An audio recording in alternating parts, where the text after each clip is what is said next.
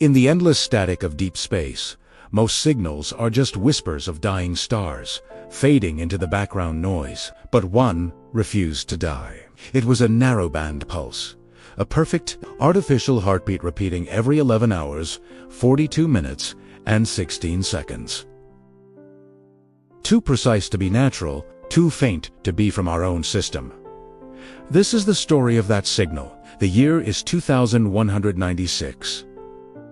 The United Space Command dispatches the Aremis Run, a Stadivired exploration vessel, with a single objective: find the source of the anomaly. The crew is a tight-knit unit of 4. There's Captain Mirahawe, a veteran of a dozen deep space missions; Toru Wei, the navigator, whose instincts are as sharp as his Luca Mendez, the engineer, who can coax life from even the most stubborn machinery; and finally, Dr. Ria Singh, the mission's physicist, whose mind dances with the theoretical impossibilities of the cosmos. They depart from Titan Dock, a silver needle against the black, pushed by the silent, sustained burn of their fusion sail. They accelerate at a steady 1/3 G, a gentle but constant pressure that becomes their new normal. Day after day, week after week, they push deeper into the void, and with every 12-hour shift, the signal grows stronger. But something is strange. Its phase shifts slightly with each reception, as if it's not just coming from a fixed point, but being rebroadcast by something closer, something pacing them just beyond the reach of their sensors. Halfway through their 4-month journey, the signal changes. The steady, metronomic pulse begins to carry information, short bursts of complex data, followed by long, unnerving silences.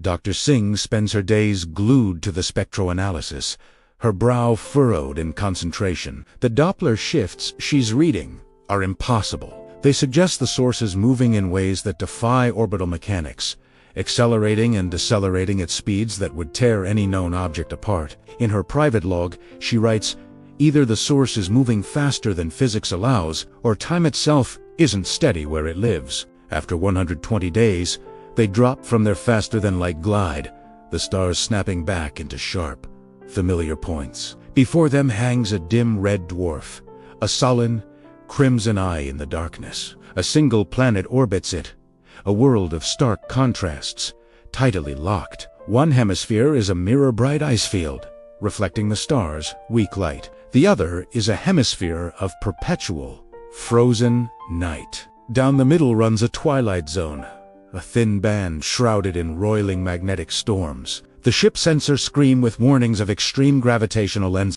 Time, they discover, runs differently here. Near the surface, for every minute that passes on the Aremis Run, only 57 seconds tick by on the planet below. The signal is now a deafening roar in their receivers, its source pinpointed directly beneath the chaotic storms of the Twilight Zone. Captain Hall gives the order, "Take us down!"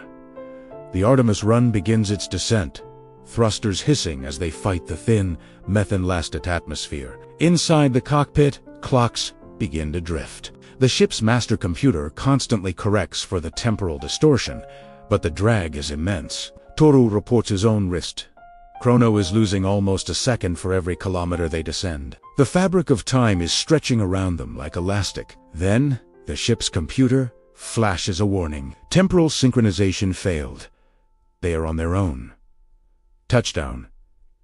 The landing struts settle onto a vast, flat plain of what looks like frozen glass. When Luca takes the first steps outside, his boots rang against the surface with a metallic chime, like striking an anvil buried under a sheet of ice. The static on their comms is overwhelming, a wall of white noise on every channel except one. A single, narrow band cuts through the chaos, broadcasting on the exact frequency of the signal they followed. But the sound is different now. It's a human voice, slowed and distorted by the planet's strange physics, repeating a single, desperate word. Luca works quickly, deploying a portable antenna array to triangulate the source. Dr. Singh reroutes power to the deep-range scanners. On a whirlether, they have a lock. The signal is coming from wreckage, half buried in the crystalline frost a few kilometers from their position. As they get closer, they see the familiar shape of a collapsed communications dish, an Earth insignia still visible beneath a layer of ice. Hale's breath catches in her throat. She recognizes the design. She recognizes the serial number etched into the metal plate, XR1189A. She glances at her own ship's console. The Aremis Run's registry reads XR1189A. They are the same. It's their ship, but not their ship. The metal is pitted and scarred by decades of micrometeoroid impacts. A tag plate near the airlock lists a manufacture date 20 years after their own mission launched. The horrifying realization dawns on them. The signal they chased across the galaxy wasn't from some distant alien intelligence. It was from them.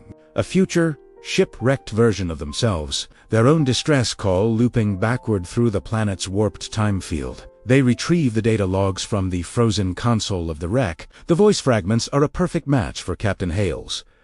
A desperate, time-stretched warning. If you find this, turn back. The file's timestamp is dated 2216, exactly 20 years into their future. A future where they never left. Panic sets in. Hale orders an immediate departure. Luca, get us out of here. The engines surge to life, whine, and then sputter into silence. An alarm blares through the ship. Gravitational shear. They are locked in a stable, inescapable orbit, just 400 meters above the glassy plain. The time loop has them.